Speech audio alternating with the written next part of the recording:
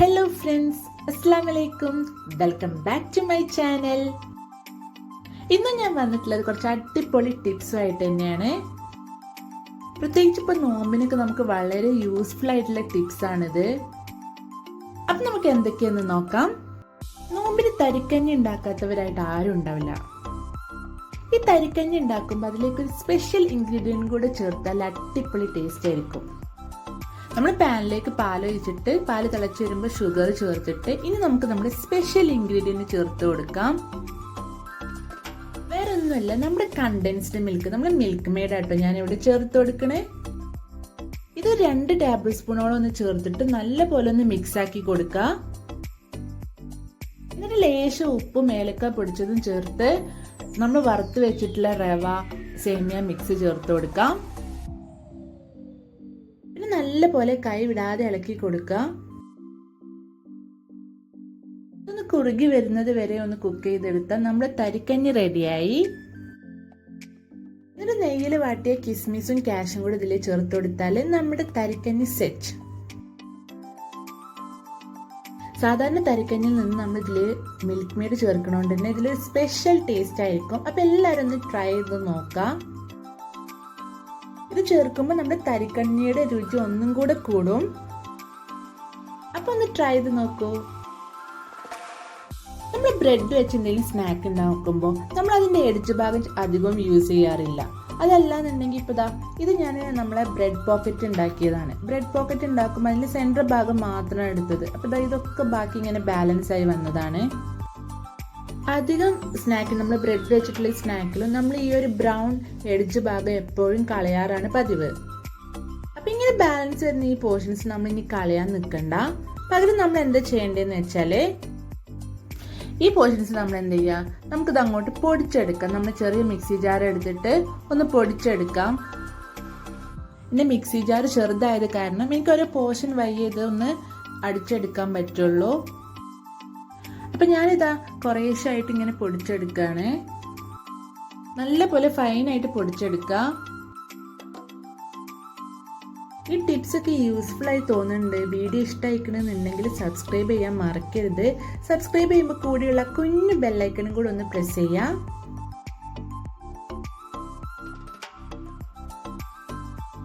ഇപ്പൊ ബാക്കി വന്ന എല്ലാ ബ്രെഡിൻ്റെതും ഞാനിതാ ഇതുപോലെ പൊടിച്ചെടുത്തിട്ടുണ്ട്. ഇനി നമുക്ക് ഇതൊരു ഫ്രൈ പാനിലേക്ക് മാറ്റാം. എന്നിട്ട് ലോ ഫ്ലെയിമിലിട്ട് നമുക്കിതൊന്ന് വറുത്തെടുക്കാം. നല്ല പോലെ ഒന്ന് ഡ്രൈ ആവണത് വരെ ഒന്ന് വറുത്തെടുക്കണം. എന്നിട്ട് കൂടുതലായി കരിഞ്ഞു പോകാനൊന്നും പാടില്ല. ഒരു ലോ ടു മീഡിയം ഹീറ്റിൽ വെച്ചിട്ട് വേണം ഇത് വറുത്തെടുക്കാന്. ഇങ്ങനെ വറുത്ത് നമ്മളിത് എടുത്ത് വെക്കുകയാണെന്നുണ്ടെങ്കിൽ നമുക്ക് ഇത് ഏകദേശം 1 മാസത്തോളൊക്കെ നമുക്കിത് ഇങ്ങനെ യൂസ് ചെയ്യാം. അത് മാത്രല്ല, ഏത് കറി ആയിക്കോട്ടെ, നമ്മൾ കറി വെള്ളം പോലെ നിൽക്കുകയാണെന്നുണ്ടെങ്കിൽ, അതായത് നമുക്ക് കുറച്ച് തിക്ക് ആവശ്യമാണെന്നുണ്ടെങ്കിൽ ഈ ഒരു ബ്രെഡ് ക്രംസ് 2 ടേബിൾ സ്പൂൺ ചേർത്ത് കൊടുത്താൽ മതി. കറി നല്ല തിക്കായി വന്നോളും. നമ്മൾ ബ്രെഡ് അങ്ങനെ പൊടിച്ചിട്ട് ഫ്രിഡ്ജിൽ വെക്കുകയാണെന്നുണ്ടെങ്കിൽ നമുക്ക് കൂടുതൽ ദിവസം അങ്ങനെ വെക്കാൻ പറ്റില്ല, പെട്ടെന്ന് കേടുവന്ന് പോവും. ഇങ്ങനെ വറുത്തിട്ട് നമുക്കിത് എടുത്ത് വെക്കുകയാണെന്നുണ്ടെങ്കിൽ നമുക്ക് കുറച്ചും കൂടെ കൂടുതൽ കാലം ഇത് യൂസ് ചെയ്യാൻ പറ്റും. ഇതുപോലെ ഒന്ന് ഡ്രൈ ആയി വന്നിട്ടുണ്ട്. ഇത് നമുക്ക് ഫ്ലെയിം ഓഫ് ചെയ്യാം. ഇതിപ്പോ നമ്മൾ കടയിൽ നിന്നൊക്കെ വാങ്ങുന്ന ബ്രെഡ് ക്രംസ് രൂപത്തിലായിട്ടുണ്ട്. നല്ല പോലെ ഒന്ന് പൊരിഞ്ഞിട്ടാണുള്ളത്. ഇനി നമുക്ക് ഇതുപോലെ ഒരു ബൗളിലേക്കൊക്കെ ആക്കിയിട്ട് നല്ല പോലെ ഒന്ന് അടച്ച് എടുത്ത് വെക്കാം. ഇത് ഫ്രിഡ്ജിൽ തന്നെ സൂക്ഷിക്കണമെന്നൊന്നുമില്ല. ഇപ്പൊ നോമ്പിൽ നമ്മൾ ഇങ്ങനെ ചെയ്യുന്നത് വളരെ യൂസ്ഫുൾ ആണ്. നമ്മൾ ഉണ്ടാക്കുന്ന ചില സ്നാക്സിനൊക്കെ ബ്രെഡ് ക്രംസ് കോട്ട് ചെയ്യേണ്ടി വരും. അപ്പൊ നമ്മൾ ബ്രെഡൊക്കെ പൊടിച്ചുണ്ടാക്കാനൊക്കെ നിൽക്കേണ്ടി വരും. ഇങ്ങനെ ചെയ്ത് വെച്ച് നമുക്ക് അതിൻ്റെ ഒന്നും ആവശ്യമില്ല, നമുക്ക് പെട്ടെന്ന് പണി തീരും. അടുത്ത ടിപ്പ് എന്താന്ന് വെച്ചാല്, നമ്മൾ പൊരിച്ച ഓയിൽ ഉണ്ടല്ലോ, അതായത് നമ്മൾ സ്നാക്സോ ചിക്കനോ ഇങ്ങനെ എന്തെങ്കിലുമൊക്കെ പൊരിച്ചു കഴിഞ്ഞ ഓയിൽ നമ്മൾ സാധാരണ വെറുതെ വേസ്റ്റിലോട്ട് കളയാറാണ് പതിവ്. ഈ ഓയിൽ ഇനി കളയരുത്. ഈ ഓയിൽ വെച്ചിട്ട് നമുക്ക് കുറച്ച് യൂസസ് ഉണ്ട്. നമ്മൾ സ്പാറ്റുല, ചട്ടകം, ഇതുപോലത്തെ സ്പൂണ് കാര്യങ്ങളൊക്കെ ഉണ്ടല്ലോ, നമ്മൾ നോൺ സ്റ്റിക്കിന്റെ ഇതൊക്കെ നമ്മൾ യൂസ് ചെയ്ത് കഴിഞ്ഞ് എടുത്ത് വെച്ച് പിന്നെ നമ്മൾ എടുത്ത് നോക്കുമ്പോൾ അതും ഇതുപോലെ ഒരു വെള്ള പൂപ്പല് പോലെ വെള്ള കളർ കാണാം. കാണുമ്പോൾ തന്നെ നമുക്ക് മനസ്സിലാവും വലിയ കളറൊന്നും ഇല്ലാത്ത പോലെ. ഇവിടെ ഞാനിതാ ഒരു ടിഷ്യൂ പേപ്പർ എടുത്ത് ഓയിലിൽ മുക്കിയിട്ട് നമ്മൾ ഓരോ ഇതിലും ഇതുപോലെ ഒന്ന് നല്ല പോലെ ഓയിലാക്കിയിട്ട് ഒന്ന് തുടച്ചു കൊടുക്കുക. ഇങ്ങനെ ചെയ്യുമ്പോൾ അതിൽ ആ വെള്ള പൂപ്പിലൊക്കെ ഒന്ന് പോവും. ഇതുപോലെ നോൺ സ്റ്റിക്കിന് മാത്രമല്ല കേട്ടോ, സ്റ്റീലിനും നമുക്ക് ഇങ്ങനെ ചെയ്യാം. നല്ലോണം ടിഷ്യൂ വെച്ചിട്ട് ഇങ്ങനെ ഓയിലാക്കുക. അതിനുശേഷം വേറെ ടിഷ്യൂ എടുത്തിട്ട് ഒന്ന് ആ ഒരു ഓവർ എക്സസ് ആയിട്ടുള്ള ഓയിൽ ജസ്റ്റ് ഒന്ന് തുടച്ച് കളയാ. ഇപ്പൊ നോക്കുക, നമ്മൾ ഓരോ സ്പാച്ചില നമ്മൾ ഓരോ സ്പൂൺ ആണെങ്കിലും ഇതൊക്കെ നോക്ക് നല്ലൊരു ഷൈനിങ് ആയിട്ടുള്ള ഒരു കളറായിട്ട് ഇങ്ങനെ നിൽക്കുന്നുണ്ട്, നല്ല ഡാർക്ക് കളറായിട്ട് കാണുന്നുണ്ട്. കാണുമ്പോൾ തന്നെ ഈ ഡിഫറൻസ് മനസ്സിലാവും. നിങ്ങൾ ഫസ്റ്റ് ഇപ്പൊ ഇത് കണ്ടപ്പോൾ ഇതിന് ഒരു വെള്ളപ്പൊടിയും കാര്യങ്ങളും വലിയ കളറില്ലാത്ത പോലെ ആയിരുന്നു. ഇപ്പൊ കണ്ടോ നല്ല ഡാർക്കായിട്ട് തോന്നിക്കുന്നുണ്ട്, നല്ലൊരു ഷൈനിങ്ങും ഉണ്ട്.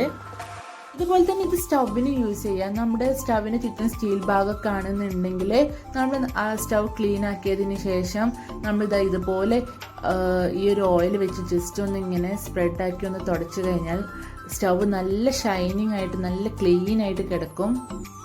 സ്റ്റൗ നല്ല വൃത്തിയായിട്ട് കാണാൻ വേണ്ടി ഞാൻ എപ്പോഴും അങ്ങനെയാണ് ചെയ്യാറ്. അപ്പൊ ആ ഓയിൽ കളയാതെ നമുക്ക് ഇതാ ഇങ്ങനെയൊക്കെ യൂസ് ചെയ്യാം. അപ്പൊ നെക്സ്റ്റ് ടിപ്പ് എന്താന്ന് നോക്കാം.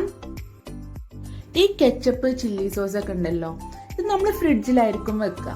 ഇത് നമ്മൾ അടിഭാഗത്ത് ഇത്തിരി ഉള്ളൂ, കയ്യാറായ ഒരു കണ്ടീഷനാണ് എന്നുണ്ടെങ്കിൽ നമ്മൾ എന്ത് ചെയ്യും, നമ്മൾ അത് ഫ്രിഡ്ജിൽ നിന്ന് എടുത്ത് നമ്മൾ എത്ര അത് എടുക്കുമ്പോഴും അടിഭാഗത്ത് ഇത്തിരിയല്ലേ ഉണ്ടാവുള്ളൂ, അത് എത്രയും നമുക്ക് കിട്ടൂല. അങ്ങനെയുള്ളൊരു സിറ്റുവേഷനിൽ നമുക്ക് വളരെ എളുപ്പത്തിൽ ഈ ഒരു അടിയിലുള്ള കുറച്ച് കെച്ചപ്പ് അല്ലെങ്കിൽ ചില്ലി സോസ് അതെങ്ങനെ വളരെ എളുപ്പത്തിൽ എടുക്കാമെന്ന് നോക്കാം.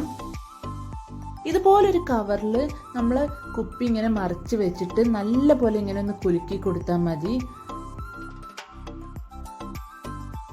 എന്നിട്ട് നമ്മൾ ആ വെച്ച അതേ പൊസിഷനിൽ തന്നെ ആ കവറിൽ നിന്ന് എടുത്ത് നോക്കാം.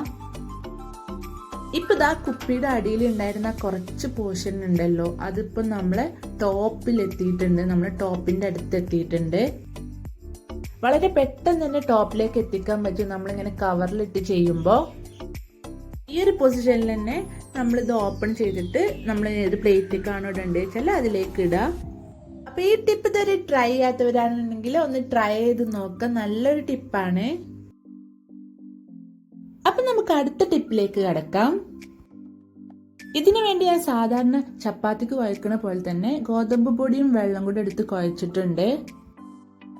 ഉപ്പ് ചേർക്കാതെ ഗോതമ്പ് പൊടിയും വെള്ളം കൂടി ചേർത്ത് കുഴച്ചെടുത്തതാണ്. ഈ കുഴച്ച് വെച്ചത് എന്ത് ചെയ്യാം, ഞാൻ ഇവിടെ 3 പാർട്സ് ആയിട്ട് 3 ബോൾസ് ആയിട്ട് ഡിവൈഡ് ചെയ്യുന്നുണ്ട്.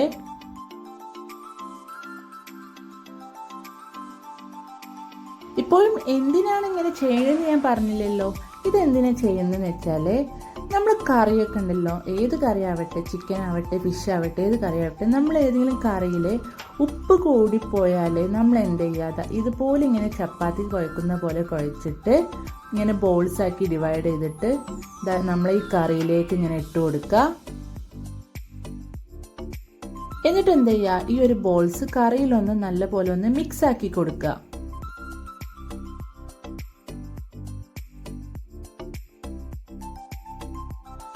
എന്നിട്ട് ഒരു 10-15 മിനിറ്റോളം അങ്ങനെ ഒന്ന് അടച്ചു വെക്കുക. 15 മിനിറ്റിന് ശേഷം അത് തുറന്നിട്ട് നമ്മൾ അതിലേക്ക് ഇട്ട ആ ഒരു ബോൾസ് ഉണ്ടല്ലോ, ആ ബോൾസ് എടുത്ത് പുറത്തേക്ക് മാറ്റാം. ഇതാ ഓരോ ബോൾസ് വീതം എടുത്ത് മാറ്റുന്നുണ്ട്. ഇപ്പൊ നമ്മൾ ഈ കറിയിലെ ഉപ്പ് പാകമായിട്ടുണ്ടാവും. ഇതിലെ എക്സസ് ആയിട്ടുള്ള ഉപ്പൊക്കെ ഈ ഗോതമ്പ് വലിച്ചെടുത്തിട്ടുണ്ടാവും. ഉപ്പ് കൂടി പോണ ഈ ഒരു അബദ്ധം ആർക്ക് വേണമെങ്കിലും പറ്റാവുന്നതാണ്. അപ്പൊ അങ്ങനെ വന്നു കഴിഞ്ഞാൽ ഇങ്ങനെ ചെയ്യാം. അപ്പൊ ഇത്രയേ ഉള്ളൂ ഇന്നത്തെ ടിപ്സ്. അപ്പൊ നിങ്ങൾക്ക് ഇന്നത്തെ എന്റെ ടിപ്സ് ഇഷ്ടമായിക്കണമെന്നുണ്ടെങ്കിൽ ലൈക്കും ഷെയറും സബ്സ്ക്രൈബും ഒക്കെ ചെയ്തൊന്ന് സപ്പോർട്ട് ചെയ്യണേ പ്ലീസ്. അപ്പൊ ഇൻഷാ അല്ലാഹ് നെക്സ്റ്റ് വീഡിയോയിൽ കാണാം. ബൈ.